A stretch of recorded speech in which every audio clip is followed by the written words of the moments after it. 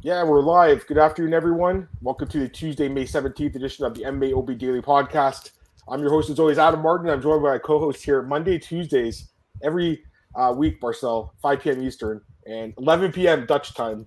I'm here with Big Marcel. What's going on, man? Hey, what's up, man? Looking forward to this one. I think, to be honest, yesterday was one of our better podcasts, man, about the judging and the refereeing.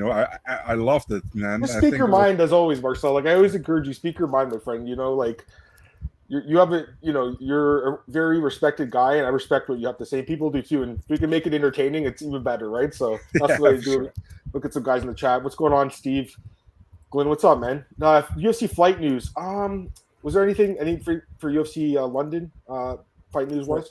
nothing for London so far, No. no. Okay, so I just want to start the show. Like, okay, let me just say, obviously today we're doing UFC Vegas 55 home Vieira preview, but we'll preview every fight in the card. We'll talk a little bit about Eagle FC 47, Marcel, that's taking place this weekend. I don't see the odds yet, but maybe they'll pop up during the show. That'd be awesome. And then I just want to start, Marcel, because I know you broke some news today. So go ahead, Marcel. What fight did you break today? Yeah, bro, fucking finally you're breaking again. September 10th, that's actually a new event, wasn't announced yet. It's a fight night, and Daniel Zellhuber is going to make his UFC debut, undefeated Mexican guy, and he's fighting Trey Ogden, who's making his second appearance in the UFC. Yeah, it's a pretty good fight. I mean, Zellhuber's good, man. He looked great on the Contender Series, and Yeah. I mean, it should be a pretty competitive fight, I would say. The guy he fought, Lucas Almeida, he's fighting soon too. He got a fight booked as well, so he actually won a fight outside the organization after he right. That was the fight, I Yeah, believe. Right? Yeah, yeah, he's fighting Trezano on June 4th. yeah, Yeah, yeah, exactly. So those guys are both really good, man. That's awesome, Marcelo. Good job breaking that fight. But anyways, yeah, so that's awesome. Got a couple other guys in the chat. Jake, what's up, man? Tristan, what's going on, man? Hey, Joe, what's up? He's on his way home from work. Dude, I hope you're listening to your car. That'd be pretty awesome. I gotta say, Marcel. So I mean, I listen to a lot of music, but I started like listening to like more podcasts in the car recently. So like I'll listen to like James's podcast and Cole, and then this one, of course. The MMAOB Daily Podcast, the best podcast out there. No, I'm kidding. What's going on, Martin? Here's another. I think he's Dutch too. I think he said right. Jing Liang versus Salkov. Is that a fight? Is that happening? yeah, that's happening Oh, on nice. July 16 or July 16, I think. Oh, Yeah, great fight. That's a great fight. I mean, they're both good strikers, obviously. Someone probably was getting knocked out, I would say. I think was actually supposed to happen in Singapore, but I think Jing Liang couldn't do it because he had a minor injury. So Yeah. yeah, they rescheduled it, kind of. Yeah. Yeah, we're just taking a few questions, then we'll start doing the preview in a second. Marcel, you surprised the people's main event's not 5 rounds? Is that I the think Armin? Pereira put Ponzinibbio, I think he means. Oh, he's saying that fight. Yeah, that's a great fight. I'm looking forward to talking about it. Okay, I think we should get into the preview, Marcel. So let's start off. Just give me your overall thoughts on the card. UFC Vegas 55. Like, overall, what are you thinking going into it? Oh yeah, I think. Listen, man, I see a lot of hate for this card online, but I think like there are some decent fights on. Listen, I'm not really a big fan of the main event. I gotta be honest, but I think the co-main event is fire. I think Jailton Almeida, one of the brightest prospects coming out of the Contender Series, it's a great fight. I'm really looking forward how he does against Porter at heavyweight. This is a one and done at heavyweight, what I heard. And there are more. Chidi and Njokuani, his second UFC fight after the quickest knockout so far in 2022 in the UFC. So there are very fun matchups. I think Tabatha Ricci against Polyana Viana. I mean, I wouldn't have switched it for Jailton Almeida Porter on the main card, but I think it's a fun matchup. Two Brazilians, looking Mm-hmm. forward to it. Both very good on the ground, in my opinion. Yeah. So, and you got Vince Morales, who I really like on the preliminary card. You got Omar Morales taking on Uros Medic. So that there are fun matchups, and yeah, I'm looking forward to it. Me too, man. Me too. All right, let's break it down And now, Marcel. What and are you gonna say? it's not at fucking 4 a.m. over here this time. So that's what I'm happy about. It's 1 a.m. the main card start time. That helps for sure. All right, let's break this card down, boys. Let's start it off. First fight of the night: Elise Reed versus Sam Hughes, women's strawweight bout. Odds right now: Elise Reed is the favorite. Marcel. Odds are actually getting up there now. Minus 175 on Reed, plus 150 on Sam Hughes there. So start it off for us, Marcel. Who's your pick for the first fight of the night? Yeah, man. I think let's break it down a little bit. I think Sam Hughes had a tough tough start in her UFC career. I think she looked pretty good against Estela Nunes last time out, and she deserved the win. And for Elise Ricci, she got a split decision over Corey McKenna. I think it was a clear unanimous. I think I even had 30-27 or 29-28, but I at least had two rounds for her for sure.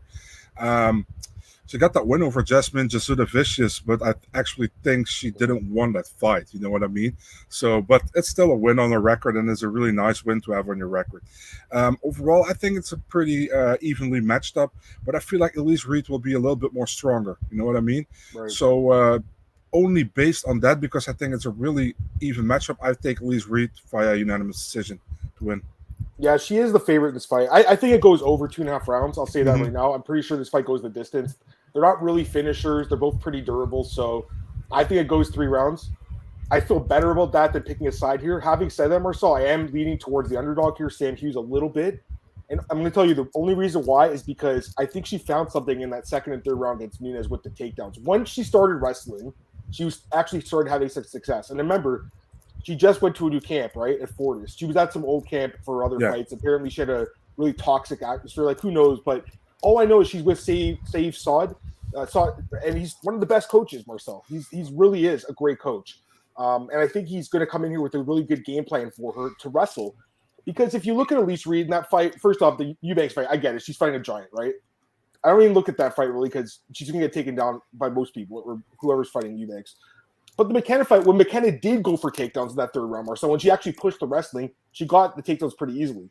And then the fight with Jasmine, I mean, she was getting taken down in that fight too. So I do see a weakness there on the feet. She probably is the better striker, but I think if Sam Hughes comes in here with a wrestling-based game plan, she can win the fight. I'm going to go with Sam Hughes to win the decision in this fight. But again, I feel better about over 2.5 than either side. Go ahead. I mean, Adam, I always say about Saif Saud, who doesn't want him to have in his corner? You have these coaches are like, oh, dude, you're doing well. Keep doing what you're doing, and you don't doing well. I'd rather have a coach telling me like, listen, you lazy fat fuck, you're behind 2-0 after 2 rounds. Go work. You want to win this fight? Go work. Go for that win, and give some good instructions. You know what I mean? But that's what I would love in my corner. So I always like Saif Saud is one of the realest guys. As a coach in the corner, he says exactly to his fighters how it is, So, do you remember when he said to who was that? When he fought Chris De La Roja, what's his name again? Heavyweight, who also fought in the UFC.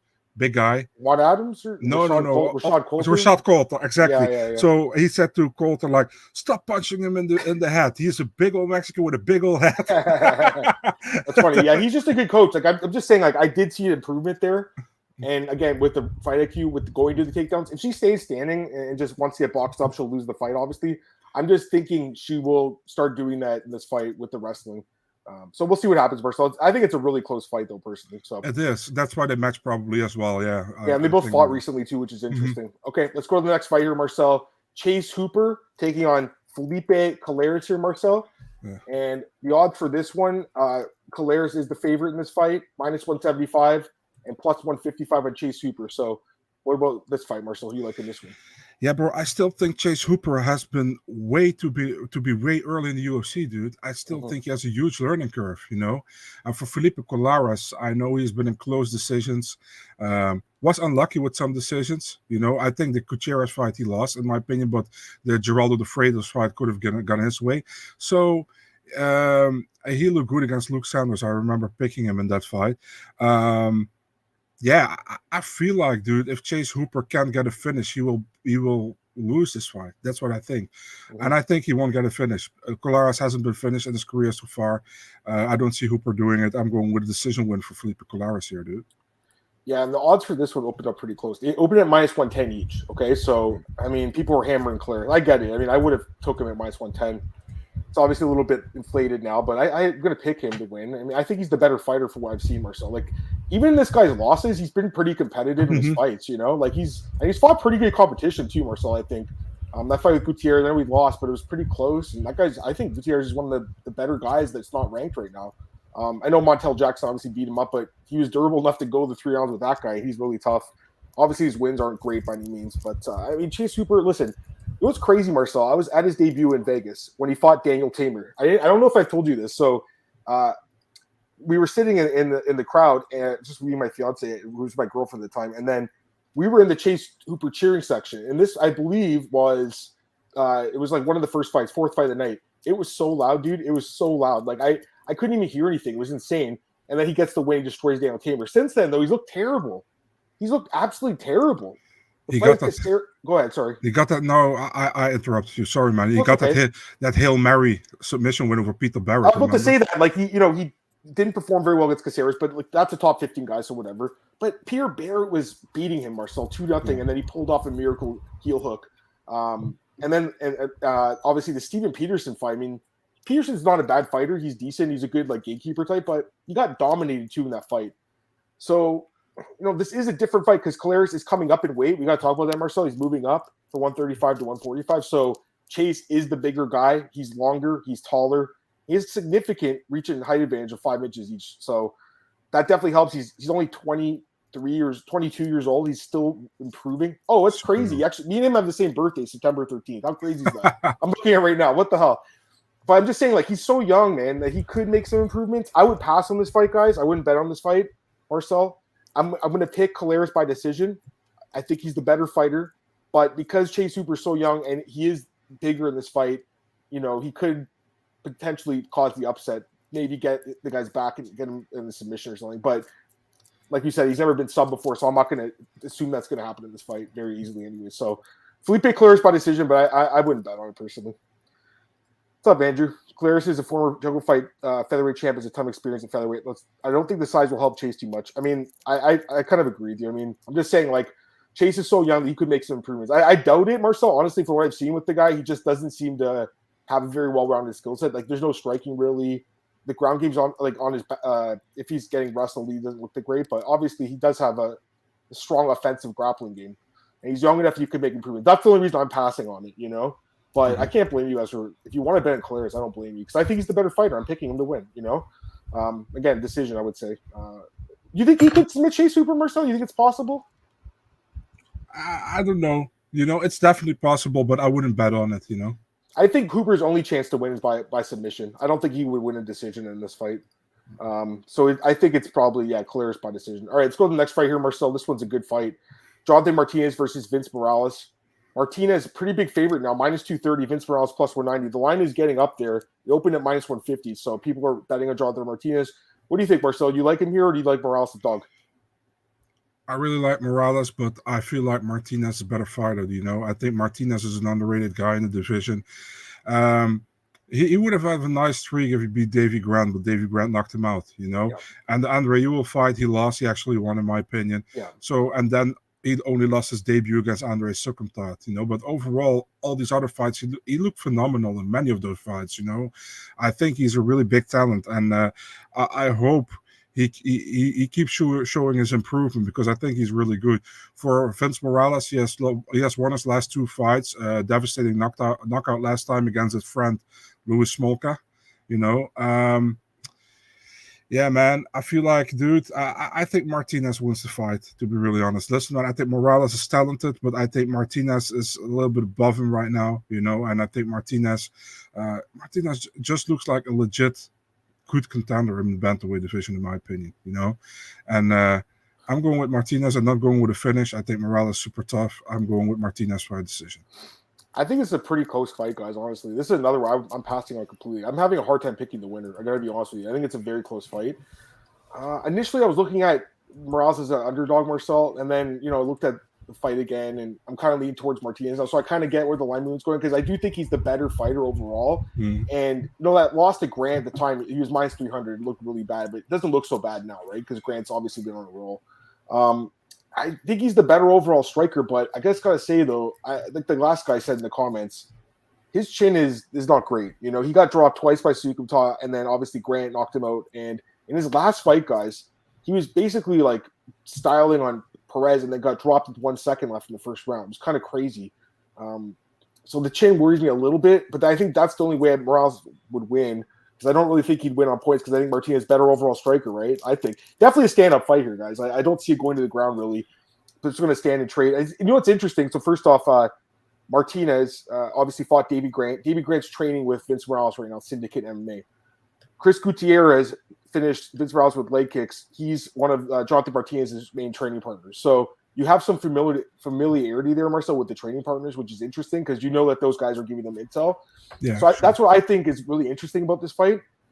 Right now, I think it's dog or pass, guys, honestly, because I think the line's getting out of hand. So plus 190 on Vince Morales is not bad value. Like I so want to pick him, but at the same time, I just think Martinez is the better overall striker. I'm just worried about the chin enough that I'm passing on it. So Martinez by decision, Marcel. I'm just worried about him getting caught because I think Morales has legit power. Knocking him Smoke is not an easy thing to do, and he knocked him out pretty good. So I mean, the guy's a pretty good striker. We need to look. I was thinking the same thing when I was reviewing the fight. I don't know what happened to that guy. And honestly, Morales should have won that fight. You go to MMA decisions, almost all the media had him for Morales too, Marcel. So he's been competitive in his losses. That's the other thing. The guy's really good, I think, too, But I'm with you. Martinez, more proven. And like you said, Marcel, had he won that fight against Ewell, which he should have, and then maybe he doesn't get knocked out by Grant, that's like an 8 or 9 fight win streak, right? Yeah. So he's that close to having a long win streak. The guy's good. I mean, they're both solid, bantamweight, that's impressive. Yeah, it is. It's a great weight class. I think the winner is going to get a top 15 guy. Would you agree with me? Yeah. Maybe I saw Rafael Santos back in the top 15 guys, with Marlon Moraes out, so they could fight him. All right, let's go to the next fight here. Omar Morales. I don't think he's related to Vince, but he's fighting Uros Medic. This fight should be interesting. It's a lightweight fight. Omar Morales right now minus 160. Uros Medic plus 140. Your pick. Oh man, remember we were super high on Uros Medic. Before the fight he had against Jailton Turner. And Jailton Turner completely surprised me kind of in that fight, He did really well. Yeah. Omar Morales, he got that loss against Pierce last time out. I was kind of surprised with that one as well, how we got finished. But overall, man, I think it's a difficult one, man, because I think Medic has looked impressive besides that last fight. You know what I mean? And is that been like just being an upset or a complete off day? Or wasn't it a complete off day, and am I overrating him a little bit? I really don't know. So for Morales, I'm kind of like I don't see him as a top 15 guy or whatever, but I see him in the maybe around 15, 20, around there. I think, or maybe 25, 15, 25. I think he's there.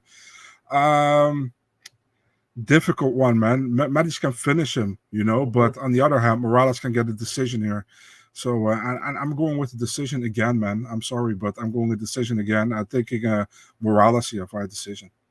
Yeah, this one's tough to call for sure.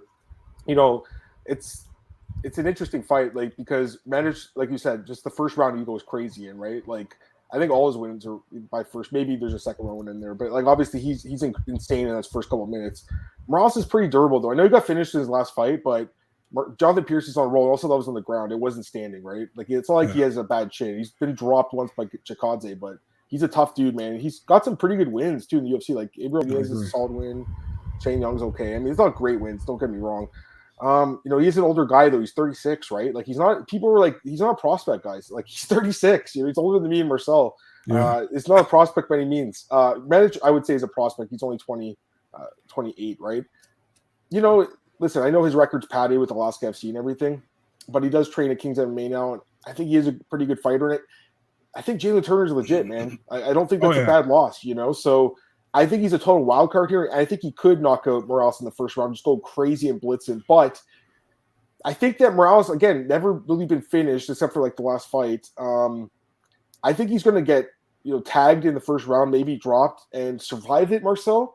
And Medic will gas, and I think Morales finishes him in the second round or third round. So that's the read I have on this fight. I don't think this fight goes the distance. That's a bet I like in this fight, minus 200. I know you said Morales by decision. I mean, Marcel, honestly, I think Medic will gas, and I don't think he'll be able to go the full 50 minutes just because he goes so crazy in his fights. So I think the fight doesn't go the distance. I'm going to go with Morales by stoppage. Any thoughts on that, Marcel? I think it's a very fun. How do you say that? Fight? No, not a fight. How you say? I can't get the English word. How you see the fight? It's a very interesting breakdown. Yeah. I think that's how I see the fight playing out. Yeah, it's possible. Yeah, because I think Medic will go crazy in the first round. I don't think Morales is tough though. He trains at Sanford. I love that gym. I mean, it's not like those guys are an automatic lock. I'm not saying that by any means. I'm not saying he's a lock either because I think he could get finished here. That's why I like just the fight not going the distance, guys. I don't think it goes the 3 rounds. So that's something I like in this fight. I know some guys, Tristan, you're asking about it. That's what I like. Under 2.5. I mean, I would just think fight doesn't go the distance, just in case. I really like the breakdown, dude. I think it's a very good read, actually. Maybe I have a really good read this fight. Yeah. You know what I mean? Yeah, I'll take a look at those round props. I don't know if they're out. Oh yeah, Medic round 1 is plus 550. I think that's the only way he wins this fight. I don't see him winning a decision. Why is that plus 550? That's crazy because that's the only way he wins fights. Maybe second round. Morales by second round is plus 500. Third round plus 800. I mean, I'm just saying that's the read I have in the fight. You know. So plus 5. So they pretty much say like it's more possible to Morales winning in the second round. That's kind of weird. Yeah, I know what you're saying. Really... But I mean, maybe they have the same breakdown as me. I guess. Yeah. I mean, listen, guys. I'm not a prop player really, but. Like I'd rather just be safe and just take fight doesn't go the distance than get specific about it. I'm just saying those are some props that stand out to me. You know, you have been right many times. So I mean, true. I just I just think betting on money lines is the way to go. Personally, betting straight, but I think there's obviously great value in props. You know, so that's the read I have in the fight. Great read until you're throwing the ticket to the ground. I mean, that's what I'm saying. Like I don't think it goes to decision, man. I think it's going to end inside the distance. Okay, let's go to the next fight here, Marcel. We got Jailton Almeida against Parker Porter. Odds on this one, Marcel. Jailton Almeida minus 600. Parker Porter plus 450. Jailton Almeida moving up in weight here to 205, or from 205 to heavyweight, Marcel. So give me your thoughts on this fight. It kind of came together short notice too. Yeah, what I've been told, he was supposed to fight Maxim Grishin, right, at light heavyweight. Grishin had pulled out, and nobody wanted to step in. So that they wanted to have Parker Porter had no opponent or for this card. So they asked them if they wanted to fight each other. And Jailton immediately say yes, and Parker Porter also said yes immediately. So that's why I have to fight. Jailton go back to light heavyweight after this one. He is going back? Okay. Yeah. This is just a one and done because they didn't find an opponent and he wanted to fight. So he needs to make his 10-10, Marcel. Yeah. Yeah, pretty much. Maybe it's 12-12 now because he won his first fight. You're generous. Yeah. You know, I've been super impressed by Jailton Almeida, man. You know that. I think in the Contender Series, he was like, before the fight, he was like, dude, I'm the Brazilian Khabib, and I will finish this guy on the ground. And then he finishes Nasruddinov, undefeated Dagestani guy on the ground in the second round by submission. Came in the UFC, debut against Danilo Marquez, Shogun training partner, also pretty well on the ground. Completely dominated him. Got the fight, finished in the first round. Yeah, man, I think for Parker Porter, this is a real difficult fight, you know, because the dude is, Parker Porter is actually pretty movable for heavyweight, I think, you know, for a guy from his size. Almeida is like twice as quicker, 3 times quicker, I think. And man, maybe he takes him to the ground and he pounds him out as well. But I'm going for first round finish for Jailton Almeida. I'd be shocked if Porter pulls it off here, dude. I think even with the weight class going up in the weight class, if Porter wins this fight, I'm really impressed. Listen, obviously I'm picking Jailton Almeida, okay? I'm obviously going to pick him. I think we all are, okay? The guy's an absolute monster. He's looked impressive. The ground game's dominant. But this is a weird fight, man. This is a weird-ass fight, and he's moving up in weight. Parker Porter's a big heavyweight. He's a big dude. Honestly, his wrestling's pretty good. So my question is, how if this guy can't get him down? Or, like, how if he doesn't sub him in the first round, Porter's able to defend? Then what? Then this guy might gas out, and I can see Parker Porter coming on strong. Listen, I'm not going to pick Parker Porter, but I think the line's getting out of hand, guys, personally. I'm picking Jailton Almeida just like everyone else here. I think he probably does get that finish, Marcel, but I wouldn't lay minus 600 on them, guys, personally. That's the more this week's gone by, I just think, at first I was like, oh, this is easy. And now I'm thinking, like, this is not as easy as it looks. Sometimes it's not as easy as it looks. You know, Parker Porter's a good fighter, Marcel. He's a bigger guy. He's, like you said, very fast for heavyweight, good boxing. But again, you know, Almeida's look like a beast. It's just a different weight class. It's kind of weird. I would like to see the weigh-in for this fight, personally. Yeah, I'd like to see the weigh-in. I just want to see like what weight Almeida comes in at, you know? Because if he's like 220, you know, that's interesting. I think he's going to be like 240, though, hopefully, you know? Like that, then I feel better about it. I'm just saying, Marcel, just say he comes in like 220. Like, that's not huge for a heavyweight, you know? So I saw some Instagram clips of Almeida, and he just looked like the 205 Almeida pretty much. He didn't look big or whatever. He's a big 205er, though. I mean, he's one of the biggest 205ers. Like, I'm not surprised he's moved up here. Like, I think eventually he'll probably just fight heavyweight, like when he wants to stop cutting weight. I think the guy's legit. He's looked amazing. I just think it's a weird fight moving up. I agree. That's all I'm saying. So, I mean, he's minus 600 anyway. It's not like you're getting insane value. You know what I mean? So, I think Almeida inside the distance would be the way to go probably in this fight. That's only minus 175. I don't think he would. There's no way he wouldn't finish Porter to win the fight. I don't think he'd win a decision. If anything, it'd be Porter winning the decision, in my opinion. Marcel. I'm with Anthony Rivera Medina. I'm with him. First in ground and pound. Yeah. Probably. You don't think he could sub him? Possible, but I think he just gonna punch him. I think he goes for the takedown. I think he gets the takedown, and I think he punches him out. That's what I think. I just think Parker's an underrated guy, man. That's all. I don't think he gets enough respect at all. I think I remember I'm seeing his record years ago when he lost to Gonzaga and Jones, and I'm like, this guy sucks. He's not that bad, man. He's improved, and he obviously trains at a great camp. I'm just saying, don't get too disrespectful with him. He's not a complete scrub some of these other guys, some of the guys he's beaten actually in the UFC. He's not a bad heavyweight, What are you gonna say? I feel like people just being very high on Jailton Almeida and not I totally understand discrediting Parker Porter, because we saw Porter doing work in the UFC so far, and besides that Dawkins fight, he has looked good so far in the UFC, in my opinion. So no disrespect to him at all. Yeah, so I made it round 1. It's like a pick 'em price. I mean, that would probably be the way to go. I would think he would win in the first round. If he doesn't, then it gets interesting. I think Marcel. Same with the Mendes. It's very similar to the Mendes fight in a way. But I mean, Jailton's probably got a better cardio, I'd say, at heavyweight. He doesn't have to cut weight too. So, All right, let's go to the next fight here. We got Joseph Holmes against Alen Amedovski. Holmes minus 190, plus 165. Amedovski, what do you think? What I think, I wonder why the hell this is the featured prelim. Joseph Holmes, he had that UFC debut against Jamie Pickett where he couldn't let anything go for some reason. I think he's a pretty talented guy, but he couldn't let anything go. Then you have Alen Amedovski. I mean, Alen Amedovski, what can we say about him? I'm not really impressed so far by him. Are you? I also think you are not.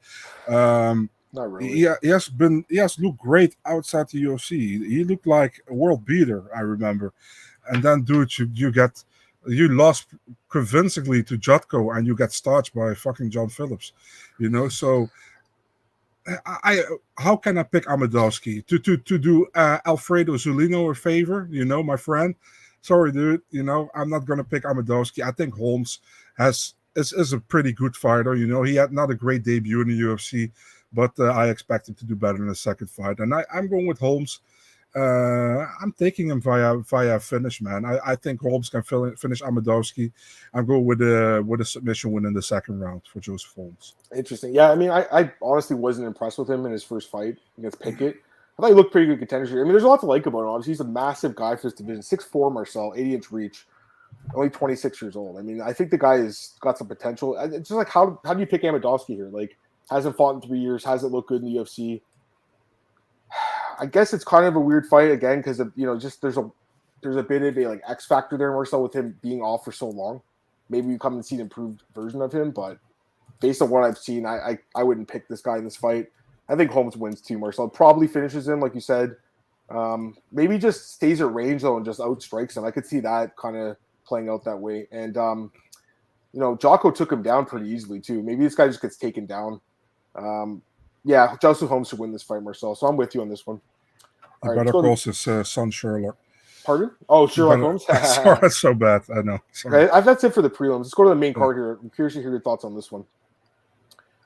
Let's go to this fight. Eryk Anders versus Junyong Park. And this fight right now, Junyong Park minus 210, Anders plus 175. It opened at minus 110 each. So just like that Colares and Hooper fight, they both opened at pick'ems, and now you've seen one guy take all the money mostly. So what's your thoughts on this one, man? Park versus Anders.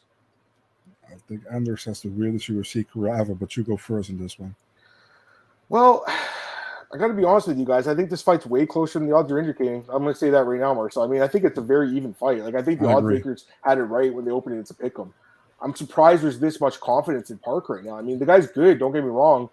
I think he's looked pretty good in the UFC. I know he got finished in his last fight, but it was a great fight. I mean, he was doing well in that fight, and then he got finished. I think he's looked pretty good. I mean, obviously, he's got a good ground game and really good wrestling and everything. I just think Anders matches up decently well with him, man. Honestly, like I think Anders is a big dude. I mean, I don't think that. It's just a fact. He's a huge middleweight. He's got the size in this fight, 3 inches taller, 2 inches reach. He's just a big, strong guy, and I think he's going to be very hard to get to the ground. I know Muniz got him down quickly. That's where everyone's fading him here because they think his ground game sucks or whatever. But I don't know. I think that he can probably keep it standing, and on the feet, I think it'll be close. And I think Anders could be the guy pushing him against the fence, landing some big shots. I'm going with Eryk Anders. Marcel is the underdog in this fight. I'm going to take him as the underdog, plus 175. I think you can win a decision in this fight, guys. I think the line is off. I think it's a very close fight. And I think it's going to go to judges' scorecards and potentially be like one of those split type of decisions. So I'll take the plus 175 on Anders and decision plus 350. And that's the way I'm leading this fight. I have no idea what you're thinking, but you guys can throw your comments out there. I'm curious to hear what people think about this fight. I think the odds are off. I think it's closer to a pick 'em like initially opened. Go ahead, Marcel. Like I said, man, Anders probably one of the weirdest careers in the UFC so far. Very inconsistent. And sometimes I'm like, he really looks good, And then the other fight after that is like, dude, is that the same Eryk Anders I saw the last time? For Junyong Park, I'm still not convinced in Junyong Park. I think he's a decent fighter. That loss to Gregory Rodriguez, I don't count that really as a bad loss because I think Rodriguez is super talented. Likely should have still been undefeated inside the UFC so far. So, it's a difficult one, man. I think it will be a close fight.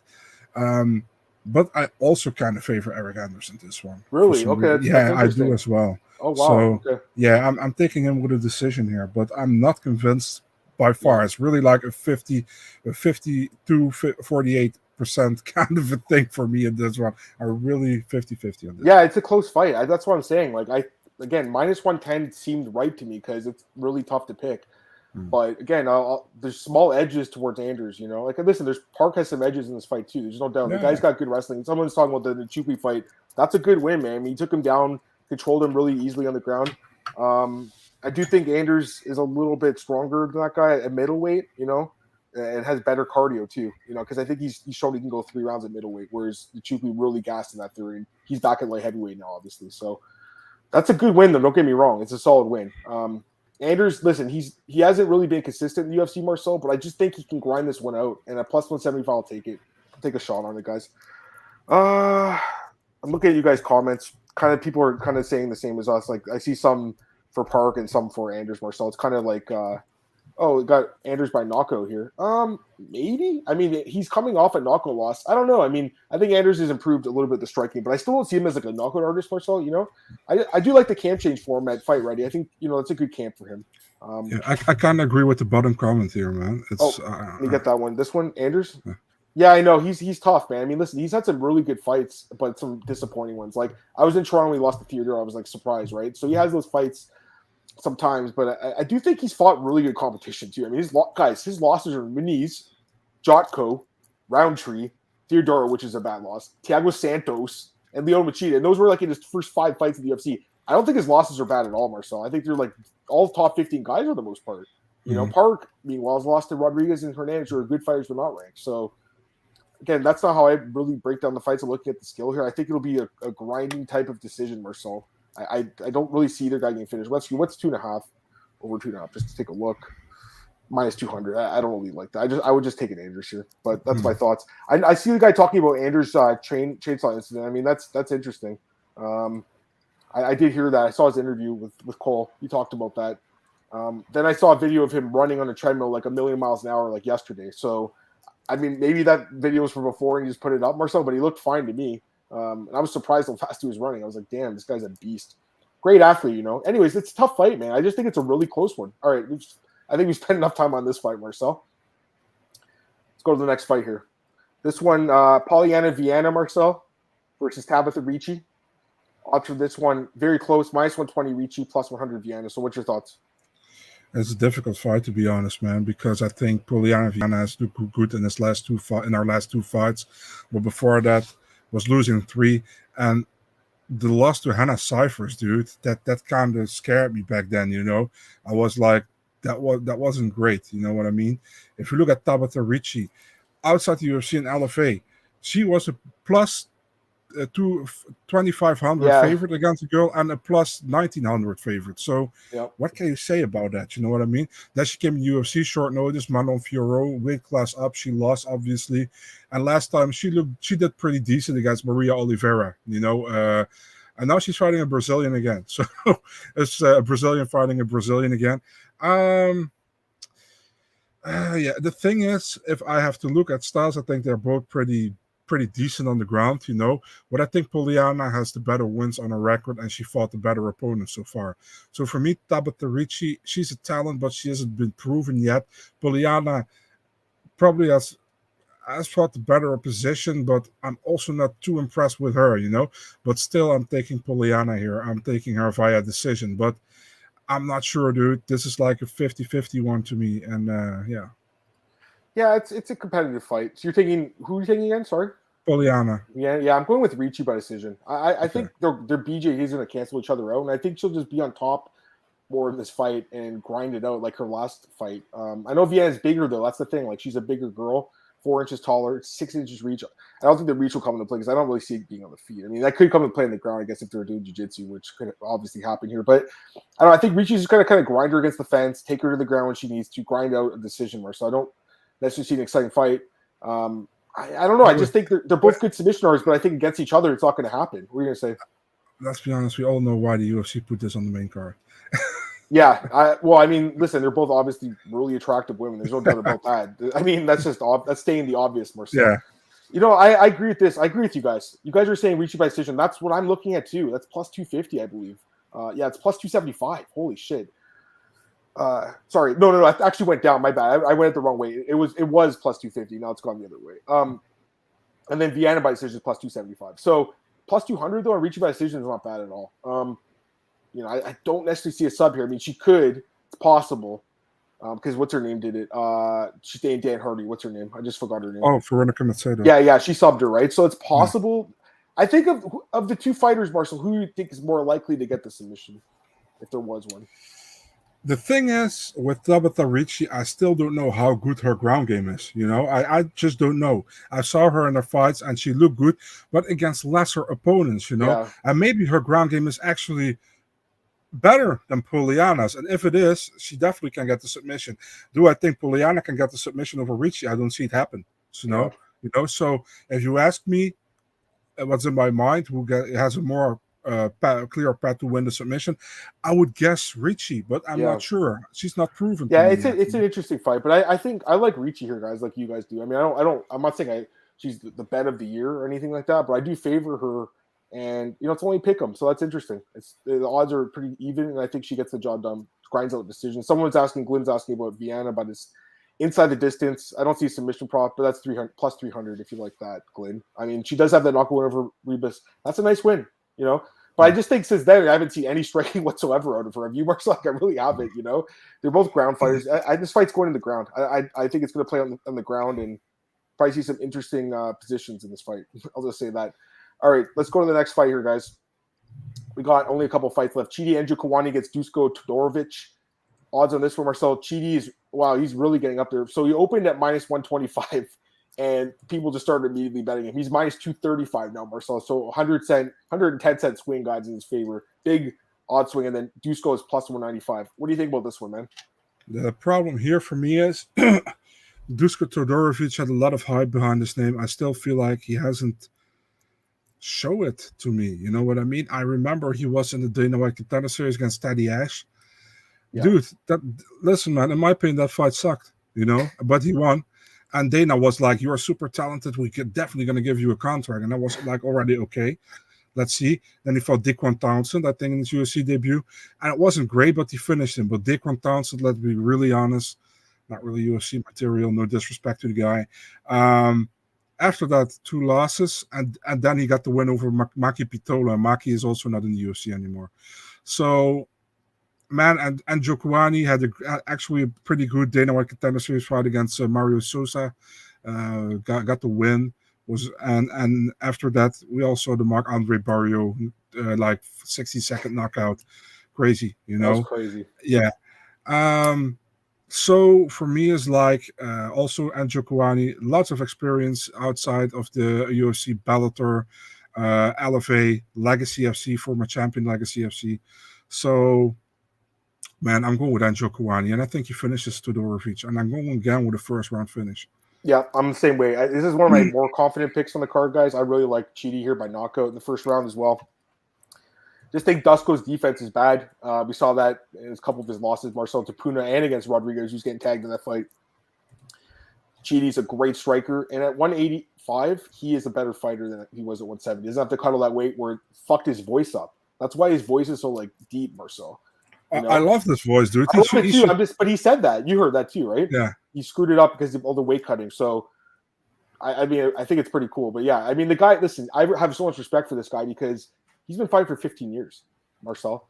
He's been a pro since 2007. I mean, that's a long time to be fighting, and it took him so fucking long to get to the UFC. And he just had that incredible fight. I mean, it didn't last long, but knocking out Barrio is impressive, man. No one's knocked Barrio out before. It's the first time anyone has, Marcel. That's super impressive. Yeah. He looked great against Souza on the Contender Series. I think his ground game's better. I think his striking's better. This is a bad matchup for Dusko. I do not see him winning this fight at all. I think Chidi by knockout in the first round, Marcel. I feel pretty good about it, guys. I wish the odds were lower. It opened at minus 125. People were hammering that. I don't blame them because they opened it too low. Dusko's not a bad fighter, but this is not a good fight for him, I don't think, guys. Chidi Njokuani, first round, plus 300. That's something to look at. And then inside distance, plus 110. Go ahead. I was shocked when I saw Anthony Njokuani in Chidi's corner. And dude looks young. And then I look, he's 42 already, dude. I was like, wow, dude, he's already 42. I remember when he was kind of a good prospect, remember, in the UFC and in the WEC even. So, I was shocked he was already 42. Yeah, I know. I'm just getting Tristan saying he really likes Dusko. Man, remember when you really liked Barrio too, man? I remember that. You came here on Monday morning, you're like, oh, man, I should listen to you about Chidi. Listen to me this time. I feel good about him getting the knockout here, Marcel. I like him a lot. I feel like it's like Grant for Smoker last week. That was a confident pick for me. This is a pretty confident pick for me. What do you say? 8 Loco says makes you wonder why he was on the UFC radar before. I think probably because he was in Bellator and they have to pay more money, and if they can get him via the Contender Series, they only have to give him 10 plus 10, I hope he's making more than that. Like, I hope so too, but because he's put the years in. I just have so much respect for these guys that are grinders and they've grinded their way. Like, this guy's been fighting forever. He has good wins on his resume from before the UFC, Marcel. He has some really good wins. Like, it's not like this guy's inexperienced, like. Definitely not. And I think he's in the prime of his career. You know what's crazy? I really liked his brother back in the day. By the way, I was going to say he has a knockout win over Andre Fiallo. He has a decision win over Max Griffin. Those are great wins. Those are fucking great wins. He has a knockout win over Alen Juban from 10 years ago when Juban was really good. This guy's really good, and he's been good for a long time. And I'm glad he's in the UFC now because he's a fun guy to watch, Marcel. The striking is very good. What are you going to say? Didn't he lost to Fiallo or he won against Fiallo? Knocked him out, dude. Yeah, he knocked 21 seconds. He won. Sorry. Yeah, no, I like Chidi. Someone's asking, what do you like more, Chidi plus? I mean, listen, I just like him at the money line, like I said. But if I had to pick that, listen, I would just take him inside the distance. Probably it's plus 110. It's a different option, but I think that plus 300 in the first round has got value. It could come in the second round, though. I don't think Dusko will survive this fight, though. So I just think the defense is not good, and it's going to a good striker like this can capitalize on it and get the knockout. And I was going to say I really liked his brother back in the day, Anthony Njokuani. Man, he had some fun fights to watch, man. Like way back in the day. He actually just recently fought for Eagle FC. What are you going to say? Yeah, remember that kick against Horodeski? Yeah, dude. Of course I remember that. I mean, Horodeski was one of the better fighters from Canada, and he turned his back for some reason, which you never do in a fight. And I think since that happened, people do not really turn their backs in fights anymore. Yeah. Like, it's one of the worst things you could do. Like, you're basically giving up. So, yeah, I'm standing up on me. On the ground means bad too, but you can at least, wiggle your way out of it. All right, let's go to the next fight here, Marcel. We got Santiago Ponzinibbio against Michel Pereira. Main event. Yeah, it should be. I wish it was the 5-round main event. I really do, guys. All right, so this fight, minus 125 for Pereira, plus 105 for Ponzinibbio. What do you think? Yeah, it's a really difficult fight. For me, this is a coin flip. Looking at both guys, I think Ponzinibbio, he had a bad comeback, remember, after his layoff against Li Jingliang. After that, picked it up great fight of the night against Miguel Baeza. And last time out, he lost to Jeff Neal, but still was competitive, but he lost. Pereira, Yeah, he started very well in the UFC against Danny Roberts. And then with his crazy saltos and his crazy whatever, he lost to Tristan Connolly, got completely gassed. Got that weird loss against Diego Sanchez with that illegal knee. And then he turned around again with Zalim Imadaev, where we submit him, or at least he was winning the fight. He was trying to submit him, and Chris Toyoni thought he tapped out. Well, he really didn't tap out, but it didn't make sense. But Pereira lately, I think he looked good. He against Fiallo, he was also kind of gassed, but the thing was, Fiallo was also gassed, and he still was better in that fight, besides the first round. Thing is, I think Ponzinibbio can go a hard 3 rounds. You know what I mean? And I think Michel Pereira is still dealing with some of his kind of a flaky cardio. Sometimes good, sometimes it's like 3 rounds. He has difficulties. So if he wants to win Pereira, I think he has to finish here. And I don't think he finishes Ponzinibbio, man. So I'm going with a decision win for Santiago here. Oh, you are? Okay, there you go. So we'll have a different one in this one. I'm leaning towards Pereira in this one, guys. I think it'll be a very close fight. Just see some edges for him. I mean, he is the younger guy by 7 years. I mean, that's significant. I think he is very experienced. They're both very experienced. I mean, that kind of cancels each other out. But I just think he's going to have a bit of a speed difference in this fight. I think that, and I just like the fact that he's been fighting smarter. Because, man, some of the first call fights were just making really bad decisions, like the Sanchez fight with the illegal knee, the Connolly fight just gassing out, doing those stupid, what's he doing, a backflip and all this stuff, like in the first round, gassed himself out against a featherweight. It was really dumb. But I think he's looked great the last couple fights. He looked like that Fiallo win looks really good right now by decision. Chaos Williams win is a good win. He's been fighting well. Ponzinibbio, like, he's great too. I mean, listen, like the Jeff Neal fight could have went either way. He beat Baeza. Jing Liang fight, I mean, like, came off a long layoff. He's looked great overall in the UFC. I mean, I'd bet on him a lot. But I just think he's getting up there in age now, and against Pereira, I think it's going to be a tough fight for him, man. I think Pereira's going to stick and move and win a decision. So, you like him by decision too, Ponzinibbio? Yeah, decision. Yeah. I think he goes the distance too. I mean, that's kind of what I like here. That's only minus 180. That's lower than I thought. I thought it'd be like minus 250. I don't really see a finish in this fight, Marcel. I know that they've both been finished, but I'm going with Michel Pereira, man, by decision. So, any thoughts on like the decision prop, like going to decision over 2.5 rounds? You like that?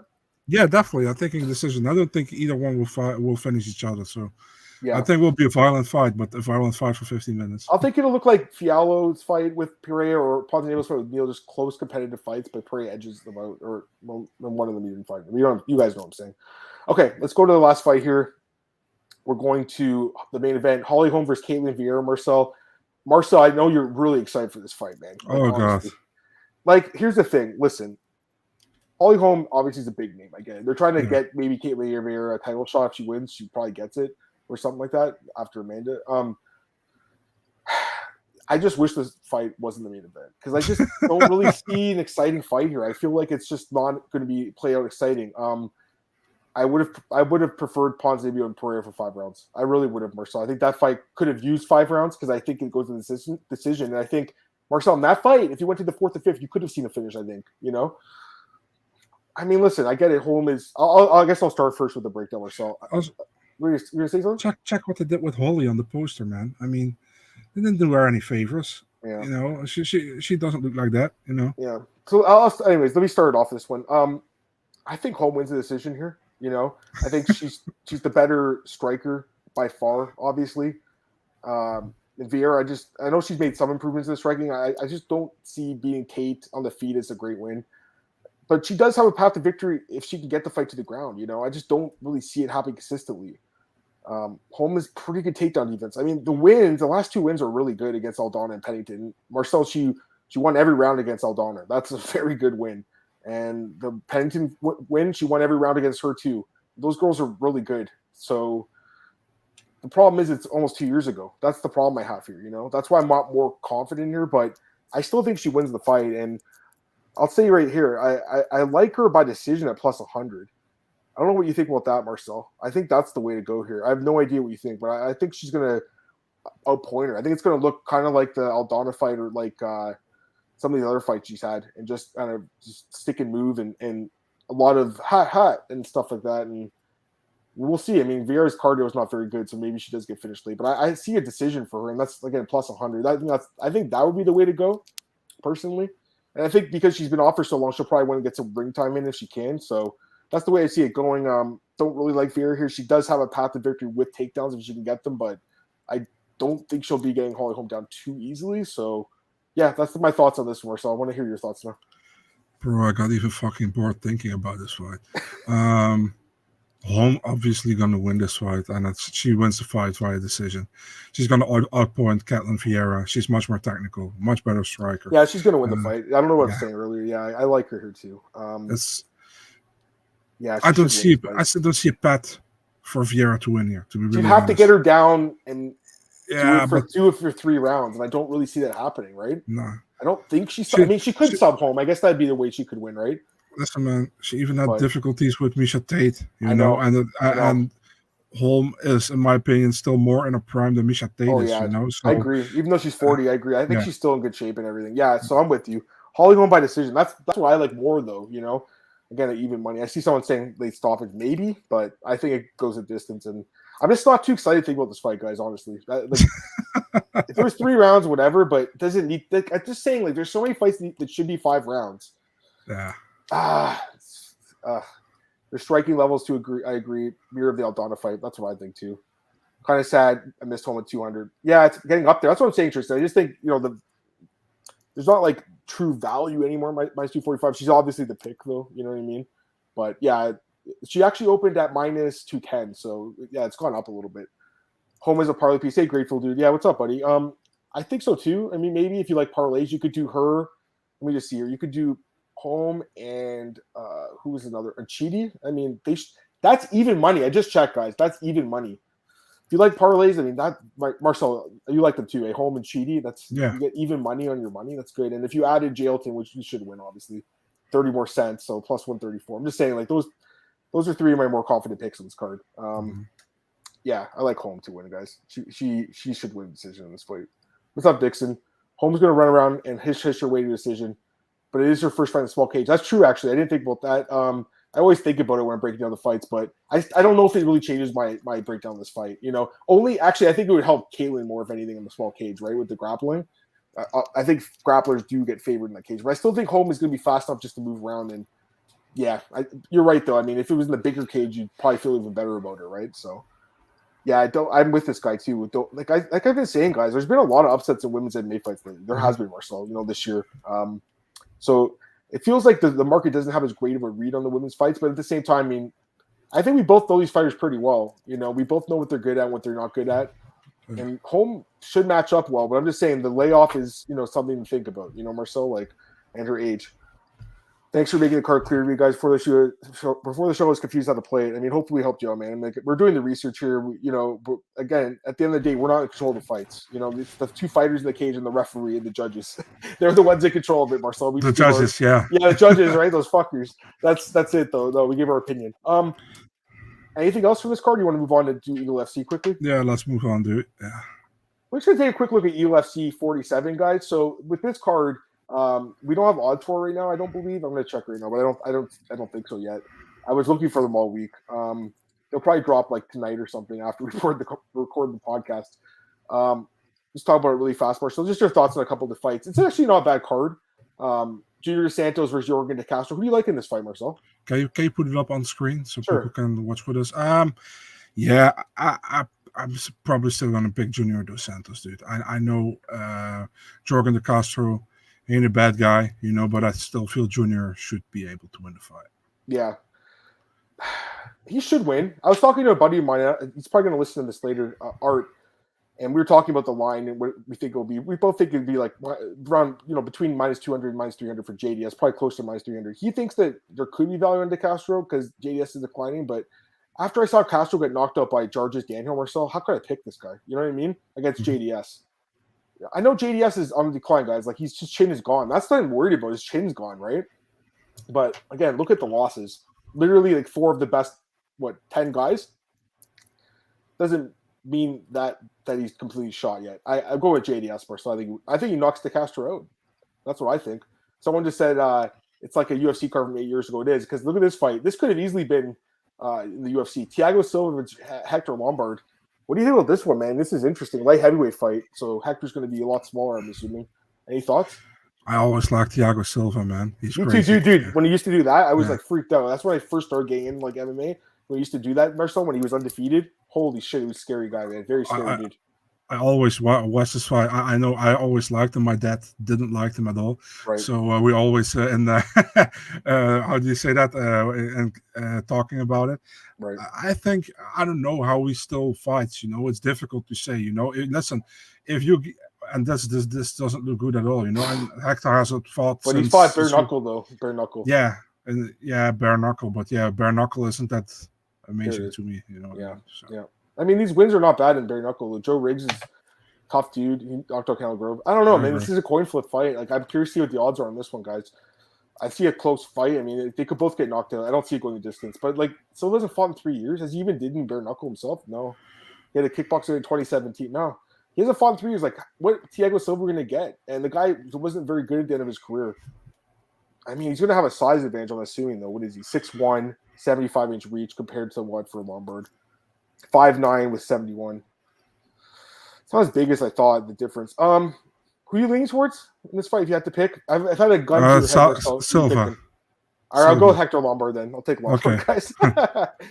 Remember, Eagles not drug testing. Is that true, Marcel? They're not drug testing? I have no idea, to be really honest. I don't know. Let me look at this on Tapology because I don't know who this guy is, this Doug Usher guy. But yeah, Maki Pitolo is fighting Doug Usher. I don't even know who the other guy is. I know Pitolo just got a win recently against Fernando Gonzalez, but obviously he had a tough run in the UFC. 1 in 5. That's not very good at all. Fought some pretty tough dudes, but some guys he should have beaten. Doug Usher, not 39 years old, but look how many wins he's had in a row though. Yeah. He's been fighting for the NFC promotion. That Best Fight Picks guy Dan. He had also a fight at Road to M1, I think. Oh, he did? Okay, yeah. He did right here. Yeah, interesting. Yeah. Who you like in this one? Yeah. Family struggled. Stupid topology. Yeah, difficult, man. I would still probably favor Maki Pitolo, although Doug Usher has a really nice streak going, you know. He does have a nice streak. I honestly don't know who this guy is, so I'd have to do some more research on him. But I don't think Pitolo is great, and I actually bet on him quite a few times in the UFC. He did not really pan out for me, except for that one fight with Bird. So he should win. Marcel, he's the younger guy, and he's very powerful and good wrestling. But he's one of those guys that loses fights for himself, Marcel. Like that fight with Julian Marquez, he could have easily won that fight, and he just gave it up basically. Andrew Sanchez and Gabriel Checo. Any thoughts on this one? Yeah, Andrew Sanchez. Listen, man, Gabriel Checo is a guy who I really long had my eyes on. Us like he's pretty decent, you know. He's not bad. But he has some weird ass losses, dude, lately. Jordan Wright. Yeah, for example, but also Rashad Evans. Oh man, that's not good. Yeah, that's not good. Yeah, a lot of grappling, you know, But, he's not too bad, honestly. He's kind of an underrated guy, I think. You know, like if you don't know who he is, he's actually not a bad fighter. But I remember when he fought Jordan Wright, and I'm pretty sure Wright out-wrestled him in that fight. Yeah, Wright got signed by the UFC after that, I think. Right? Jordan, yeah. That was the first round, I believe, he was wrestling him. So, yeah, Sanchez should win. But again, he's the guy that gasses out in that third round every time, Marcel. You don't know about this dude's chin at all. I do not trust his chin and his cardio. A couple other fights. Ahmed Aliyev versus Horcher. He's a PFL dude, I think. Was he a PFL guy? Yeah. I mean, he lost to some good guys there, obviously. I mean, he should win, I would say. Horcher's not very good. You like Aliyev? Yeah, Horcher was pretty known for that Khabib fight. Yeah, right? I know. He took it on short notice. Islam Mamedov and Zach Sane. I mean, Mamedov should be a huge favorite. Right? Oh, yeah. I mean, I'm going to have to look at this fight. Zach Sane's not UFC, or he's not even Eagle FC caliber. Bro, Zane was first supposed to fight Tofik Musayev. Oh, man. Then didn't, and then he was supposed to fight Luis Pena, and he lost that one recently. Mamedov wins. He had that fight with, was it Benson? Yeah. Honestly, he could have won that fight. It was very close. He's not a very exciting guy, Mark, so he's a boring fighter, but he'll win the fight. Ronnie Marks and Reggie Pena. I mean, I got to look at Reggie Pena right now because Ronnie Marks is not good anymore. Reggie Pena's got a lot of knockouts, Marcel. You think you can knock him out? It's possible. He has a lot of experience, too. I think he can knock him out, Marcel. Man, Ronnie Marks is not good anymore. I know he had a couple wins here, guys, against some really bad fighters, but the amount of knockout losses, a lot of knockout losses, Marcel. I don't trust him. I really don't. So they really love him in Brazil. They call him honey. Sorry, Hani Marks. Yeah, that's what it is. I have the same problem. I always also say Ronnie Marks because Yeah. it doesn't sound Brazilian, Portuguese. So few other fights for you guys. Alexander Almeida versus Roosevelt Roberts. I mean, it's pretty closely matched. Roberts really struggled, I think, in the UFC. Yeah, they pick up a win recently, but I don't trust him anymore. Almeida, a PFL guy as well, had some tough fights too in there, but some losses you had. Like losing it twice to Steven Styler is not a very good look. I guess Roberts I would lean a little bit, but it's not strong lean. Any thoughts? I would say Roberts as well, but I'm also not sure. Sean Soriano, another guy who's been cut from the UFC against Paulo Silva. I mean, I have to look at Silva right away because Sean Soriano is not great. You're taking him? I'm taking Soriano, yeah. Oh, you're taking Soriano. Okay, yeah. This guy's not great either. Yeah.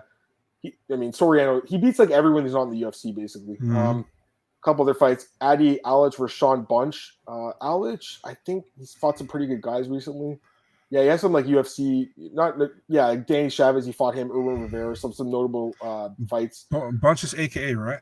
Yeah, Bunch he's the older guy. He's 39 years old. He's coming off 2 wins. He probably wins this fight. Still more so. I don't think I would say so as well. Yeah, I don't think this guy's that great, but I'm just saying like he's 39, so he's a Sanford guy, the Alic guy. And last fight here, Dylan Mantella versus Dennis Hughes. I don't really know these guys actually at all, to be honest with you. 4-2. He's called the Quiet Man. Coming off 2 straight losses, surprised he's even in this promotion. Dennis Hughes, 7-4. I don't know if he's related to Matt. He just fought in the PFL Challengers and lost. Oh, yeah. Pick your poison here, guys. I mean, they fought before. Okay, they've already fought. They fought in ring combat 2 years ago, and Mantella won the fight. I guess I'd have to pick him again. Then I'm just randomly. I don't really know who they are though. I got to be honest with you guys. Anything else, Marcel? No, that's it. I think you said most of the things, and let's cancel this. Yeah. All right, cool. Just hit the hour. Just want to get a couple of comments. Hey, Marcus, what's up? Good show today. Thanks, man. I appreciate that. We'll talk about this quickly. Yeah, Gillespie got booted from rankings, and we talked about this like a month ago. Remember, I said this guy shouldn't be in the rankings. He's blocking everyone. Yeah. I'm glad he's gone. He doesn't want to take fights. I'm glad he's gone. He's a great fighter, but like you can't be choosing your fight. Yeah, I saw his tweet. They don't make sense because now, guess what? He's unranked. And ironically, the guy who beat him, Diego Pereira, is now ranked, and Diego is going to be like, "I don't want to fight you in a rematch. I don't have to because I'm ranked." So I don't see what good he did by turning down these fights. He should have fought Fiziev or who else was available. I mean, who else was he offered? Arman was available. That was the fight. Gamrot was available. And he turned them down, right? Yeah. That's lame. Why did he turn them down? He made a mistake, guys, and I think a guy like him, he's in his mid-30s. And by the way, he only has 1 win in the last 3 years, right? So, I mean, it's not like he's been, lighting the world on fire. He's obviously got amazing wrestling. Amazing wrestling. We all know that. His ground game is incredible. I personally love watching the guy, but I think he made a mistake, Marcel. Who's managing him? No idea. Maybe he manages himself. I don't know. I mean, I have really no idea, man. I would say to him, like, dude, you're gonna get kicked out of the rankings if you don't fight somebody within the year. You see, he fought almost exactly a year ago. So he got kicked out of the rankings. It's a deserved kick out of the rankings. If you turn down fights against guys who are actually still ranked, but a little bit behind you. And dude, I think at a certain moment he was ranked number 8 because certain guys went to other divisions or they'd retired. So, like, dude, it's not the right way, He's really screwed his career up, man. I'm telling you right now, because he's pissed off the UFC to the point where they did take him out of the rankings. So there's guys that have fought longer than him that are still in there, honestly, Marcel. 35 years old, Marcel. 35. He's fought 1 time since 2019, guys. Like, that's not good. He's such a great fighter, but why doesn't the UFC release him? It's not like he's bringing a lot of eyes to the television. I mean, he's a good fighter. Like, why let Bellator take him, right? So, but at the same time, I mean, I don't really understand what the guy's doing. I've asked this question on other podcasts. Wonder what you guys are paying. Why the 25-foot cage can't stand the back and forth? Okay, so the 25-foot cage is only used on at the Apex. It's not used anywhere else. On Tough, it's used as well. Obviously, that's at the Apex. The old UFC gym, I think, had the 25-foot cage, but the pay-per-views are at the big cage, and most fight nights are in the big cage. I agree with him. Why is that? Yeah, it's kind of weird because it's like, listen, I get it. Like, in most sports, the playing surface is the same. I mean, baseball is the one exception, right, where it's a little different each one. But in soccer, the pitch is always the same. Or football, so American football, hockey. Well, actually, in hockey, they do have different rink sizes. I believe the Olympic rink is a little bit bigger. So some sports do have slightly, but you're right. I mean, the other thing is it's not known. Like, no one really necessarily knows sometimes. Now we know, but I think earlier on, Football, if they play on 2 different fields, that'd be odd. I mean, it's true, but baseball, they literally play in 30 different size fields. And then hockey, like I said, I believe the Olympic rink is slightly bigger, if I'm not mistaken. So I know what you're saying, man. I agree with you. I mean, I personally think it'd be great if they just did it in the small cage. I think the small cage better, or so. I think it's a fact that leads to more finishes, like slightly, it's like 4 or 5% more. So yeah, I mean, I prefer the smaller cage personally, but in a big arena, it's hard to see into it, so they have to have a bigger cage. Any thoughts on that?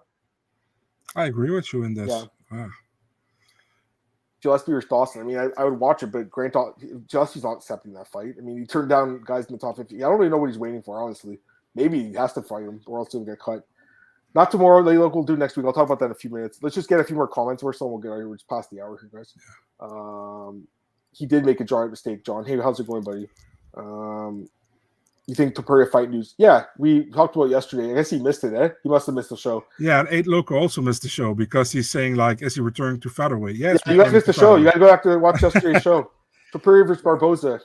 Would be a cool fight. Be a good fight. Wink, wink. I mean, we'll see. I mean, that could be the fight. Wink, wink. I mean, we don't know. We don't know, guys. But honestly, whoever he fights is going to have a problem, I think, because this guy's a beast at 145, Marcel. So I don't know if it's Barboza or if it's like Burgos or one of those other guys in the bottom half of the top 15, but I think he's going to be a top 5 guy in the next year. You like him too, right? At 145. Yeah, he's great. At 155, did you like him as much or no? Ooh, he had a difficult first round. Remember? That's what I'm saying, right?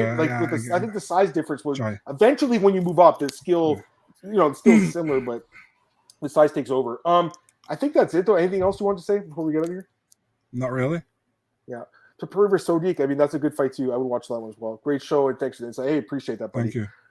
Okay, so we got to get out of here. So next week, it's going to be a little bit of a slightly different week. We're going to do the podcast at earlier in the day. So I'm thinking 9 a.m. my time, Monday and Tuesday. It's just going to have a work trip next week. So my hours are a little different, Marcel. So I don't know if that's 3 p.m. Eastern. Does that work for you, Marcel, next week? We make it work, dude. No worries. Yeah, no problem. So I'll just tweet it out. But yeah, it's going to be a little different next week, guys. So I just wanted to mention that just because I'm going away for a couple of days. But I still want to do the podcast with Marcel. So I'm going to do it before I get my flight. And also the Tuesday podcast, we don't have anything to break down. We'll do Q&A and we'll do fight announcements or whatever. So we'll do that. So that'll be next week. And then the week after is normal.